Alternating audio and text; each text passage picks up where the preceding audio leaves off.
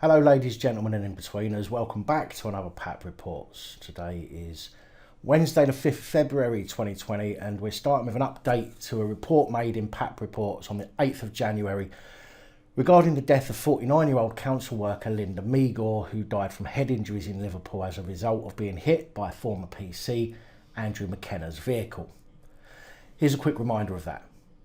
57-year-old ex-Merseyside police staff Andrew McKenna of Garston pleaded guilty yesterday, the 6th of January, in Liverpool Crown Court to causing death by dangerous driving. The victim, Linda Meagor, worked for Liverpool Council and was struck by McKenna's car on February the 15th, 2018 on the Strand, close to the Liver building and Merseyside Police HQ. Well, 57-year-old McKenna has had his sentencing at Liverpool Crown Court, and after pleading guilty to causing death by careless driving after hitting Linda while she was on a pedestrian crossing and whilst doing almost double the 30-mile-an-hour speed limit, he was jailed. And although it seems his sentence wasn't suspended, he was only jailed for 8 months. That's 4 months with good behaviour. Inspector Stuart McIver from Merseyside Police said, "Although no sentence can repair the devastation of what's happened that afternoon, we hope that today's sentence does at least provide some comfort to Linda's family and friends as they continue to come to terms with her loss. This case is a tragic example of the consequences of speeding and careless driving for everyone involved." Yes, Inspector, I'm sure 4 months is perfectly reasonable for someone who should have known better, shouldn't have been speeding, and shouldn't have taken the life of someone else due to their carelessness. Wow. I mean, I've known people to get far longer for far less. In fact, I myself was given an 18-month suspended sentence for just growing some weed in my spare room. So it seems that growing weed is far more serious than killing someone.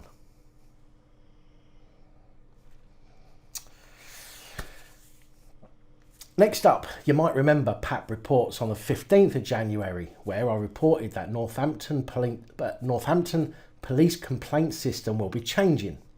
Here's a quick reminder of that one. We're going to start today with something that on the face of it looks like a win for the public, and that is the reports of a new police complaint system coming into force. Now, when we hear that, most people will immediately think one of two things. Firstly, why? That will be the thoughts from those people who still have their eyes closed to the amount of complaints and the necessity to complain over the callous and disrespectful behaviour we see from many police staff.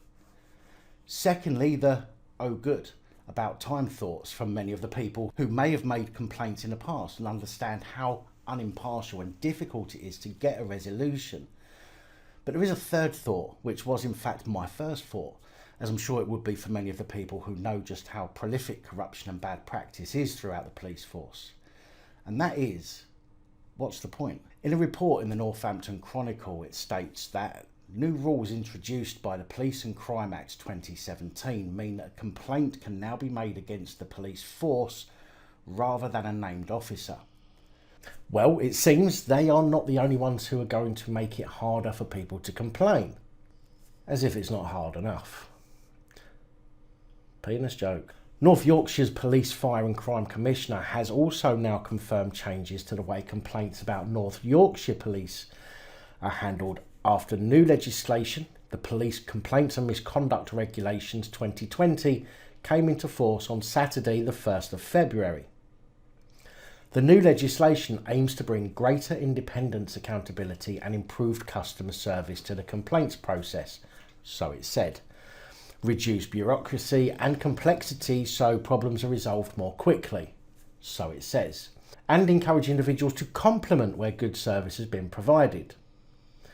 The definition of a complaint determined nationally will also broaden from any complaint of a person serving with the police to any expression of dissatisfaction with a force. The change is said to ensure there is an independent process led by the elected commissioner's independent team. If they're elected by the commissioner, they're hardly likely to going to be independent. To ensure fairness for both residents and the police. Based in Harrogate, the 4-strong customer service focus team will be the main point of contact, aiming to record, review and resolve complaints in an efficient, rigorous and fair way for all involved. Where complaints cannot be resolved by the new team, or should the complainant request it, the case will be referred to North Yorkshire Police's Professional Standards Department. Okay, so a customer service team will evaluate and deal with complaints about police as a matter of course, and only when they can't resolve the complaint, or if the complainant requests it, it will then go off to professional standards, and after they refuse to uphold it, you will then have to take it to the IOPC. So what's this actually doing? I see this as simply making it harder for the public to complain. Another step in the chain means it will take longer to resolve your complaint, and with just 4 customer service reps taking all of the complaints, how soon before they're backlogged and the complaints take even longer? Madness. It seems that they're happy to make things harder for themselves if it can help make things harder for the public. 2 constables from Bedfordshire Police will receive management action after they were disciplined following an arrest of a young black man. The constables carried out a stop and search in Luton in October 2018 following intelligence that the man may have had drugs in his possession. Within seconds of approaching the male and interacting, the 2 constables attempted to restrain him, and without explaining what they were stopping him for. He resisted their restraint and repeatedly asked what he had done wrong. Without providing an explanation, the constables attempted to handcuff him, and one of them deployed their incapacitant spray. Once detained, the man was searched for drugs and given the reason for the stop and search. They did not find any drugs on him and released him. The incident was referred to the IOPC, who took a statement from the man involved and from the police community support officer who was present at the time, and reviewed body-worn video footage of the incident. The IOPC reported that, based on the evidence available, we were of the opinion that a reasonable tribunal could find that one of the officers had a case to answer for misconduct in respect of the stop and search and the force used on the man. We were also of the view that, although there was insufficient evidence to suggest that the man was treated differently on the basis of his race, there was an opportunity for learning for both officers, as they appeared to be lacking an understanding as to why their actions could have been perceived to be discriminatory.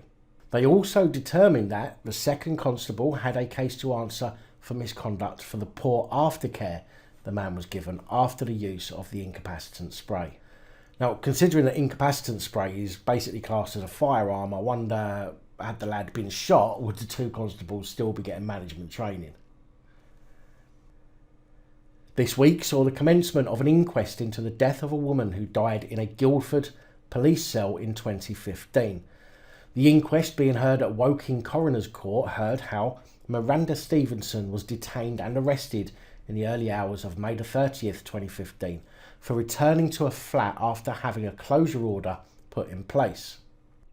The closure order, as explained on both the legislation website and in more easier terms here on shelter.org.uk, can prohibit access to premises or part of them at all times or at specific times only, by everyone, including the tenant and other residents, or by specific persons only. The closure order can be made for a maximum of 3 months. However, the police or local authority can apply before expiry of the original term for an extension up to an overall maximum of 6 months. A magistrate's court can make a closure order only if it is satisfied that a person has engaged or is likely to engage in disorder, antisocial or criminal behaviour on the premises.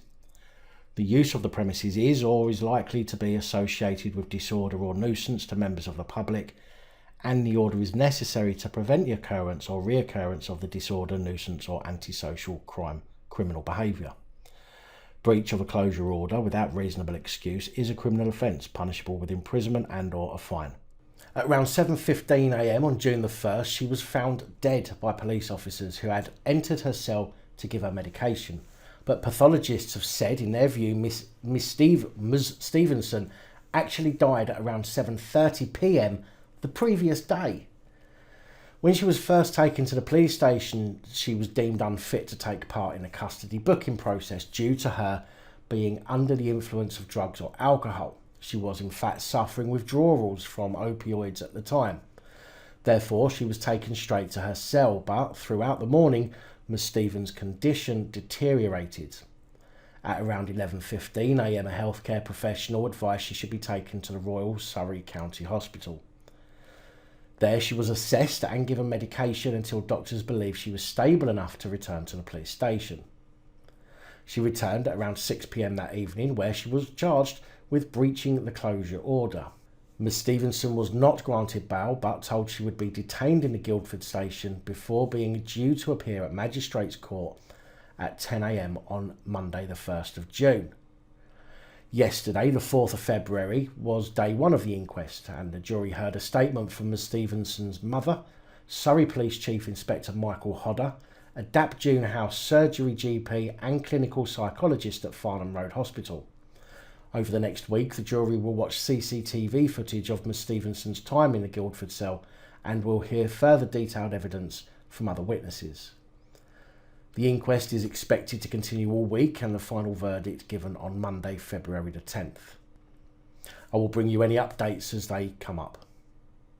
A misconduct hearing regarding events surrounding the death of Leon Briggs on November the 4th, 2013 is due to start at Wyboston on Friday, February the 7th. Now, although none of the constables are accused of causing or contributing to Mr Briggs' death, a total of 6 constables are subject to the hearing, which is scheduled to last for 4 weeks. Although the Bedfordshire Police website says, in November 2013, Leon Briggs was detained by Bedfordshire police officers and taken to Luton Police Station. Leon Briggs was pronounced dead later the same day at Luton and Dunstable Hospital. The IOPC, then IPCC, commenced an independent investigation.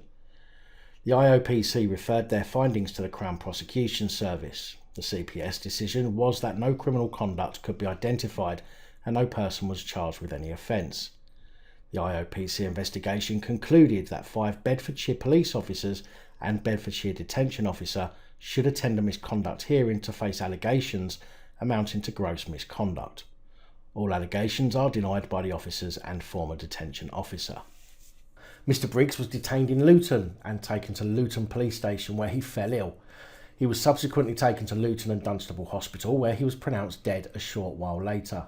Those subject to the hearing are PS Lauren Short, PC Geoffrey Bennett, PC Peter Barron, PS Grant Waterman, PS Zoe Asbury, PC Ian Cole, formerly Detention Officer Ian Cole. PS Lauren Short, it is alleged that this officer, in his interactions with Leon Briggs, breached the standards of professional behaviour, namely use of force and duties and responsibilities.